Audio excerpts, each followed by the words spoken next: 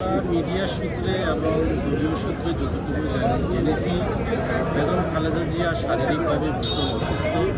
তার এই অসুস্থতাটা শুধু এই নতুন নয়, তার এই অসুস্থতাটা অনেক আগের থেকেই আপনারা সবাই জানেন, গণমাধ্যমে থেকে শুরু করে রাজনৈতিকভাবে দেশের জনগণ অবগত যে বেগম খালেদা জিয়াকে বিগত সরকার যখন গ্রেপ্তার করে এবং তাকে জেল হাজতে মিথ্যা মামলা প্রেরণ করে, তখন কিন্তু তিনি মোটামুটিভাবে পায়ে হেঁটে কিন্তু গিয়েছিলেন।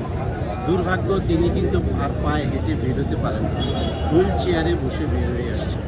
এটা আমাদের জন্য অত্যন্ত দুঃখজনক। বিগত সরকারের যে অত্যাচার এবং নির্যাতন, তারই বহিঃপ্রকাশ ঘটল। আমাদের আশঙ্কা যে তাকে বিগত সরকার কোনো প্রকার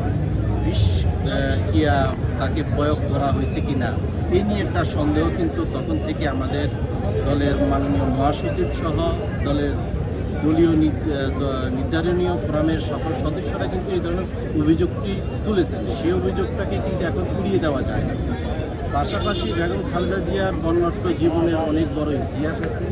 তিনি 1971 সালে মহান মুক্তিযুদ্ধের সময় 9 মাস যাবৎ বন্দী ছিলেন এবং বিগত স্বৈরশাসক হোসেন মোহাম্মদ এরশাদের সময়ও তিনি গৃহবন্দী থেকে শুরু করে সব ধরনের বন্দিতে কিন্তু তিনি ছিলেন।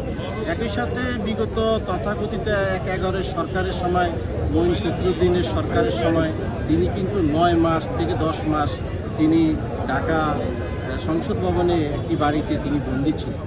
বিগত সরকারও তাকে প্রায় বছরের পর বছর বন্দি করে রেখে শারীরিকভাবে মানসিকভাবে অত্যাচার এবং নির্যাতনের মধ্যে দিয়ে তাকে টর্চারের মধ্যে দিয়ে আজকে আমরা দেশবাসী এবং জনগণের কাছে, সকলের কাছে আমরা সকলেই দোয়া করছি খালেদা জিয়া দ্রুততম সময়ের মধ্যে সুস্থ হয়ে আবার আমাদের মাঝে ফিরে আসুক।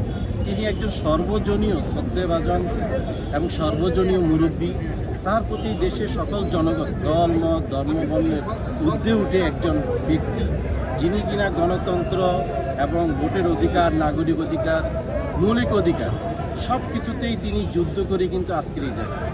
তার মতো একজন সাহসী নেত্রী এই বাংলাদেশে হয়তো বা দ্বিতীয় আরেকজন হবে না।